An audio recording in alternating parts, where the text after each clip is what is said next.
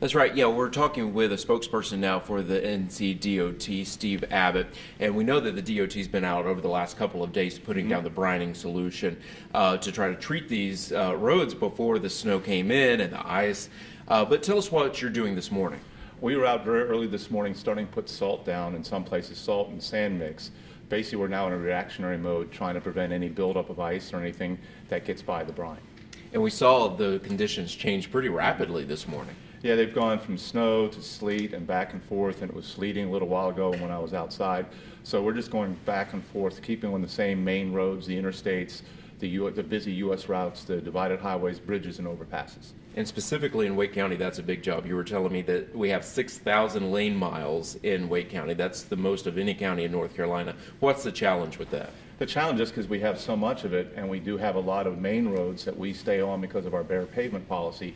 So we stay on those roads till the weather system is gone and they're clear. Then we go to the next round of roads and sort of down. So that's why people in subdivisions who live on state roads, you may not see us right away because we're taking care of the busy big roads. You may be a day or two in a situation like this. Sometimes it can be. Often we get a little bit of help from Mother Nature because it doesn't stay cold quite often after a storm around here. So if it gets into the 40s, that helps melt things and gets rid of things before we even get there. So what can people expect to see today? Very bad conditions through the day. If this storm is going to stay in, it's just going to be rain, I understand, then it's going to freeze again. So the ideal thing is don't go out unless you have to.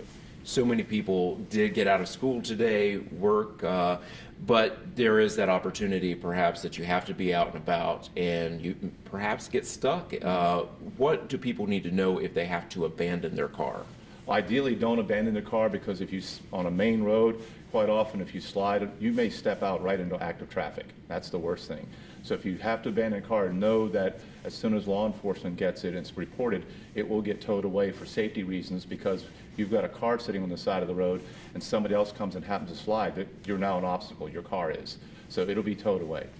But if you are far enough away from the actual road, it won't be towed immediately, I understand? It'll be on the interstate, they're going to tow anything that's in the way because our plow trucks are coming through, and if someone leaves a car and we're trying to plow, also if the snow gets big enough or deep enough, a plow is going to bury your car as well, and we won't see it and so forth. So law enforcement is going through and making sure there's nobody in the vehicle.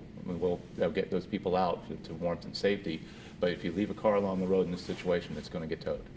And that could change depending on the city or the town that you're in. If you're in a city limits, correct? You need to check with your local town or city. Basically, on any of the state roads, the interstates and things like that for the most part, and that's where that situation would come up. But just for overall safety reasons, for other drivers, for our crews, for law enforcement, anything that adds an obstacle to the road can't stay there. All right, final message for people today?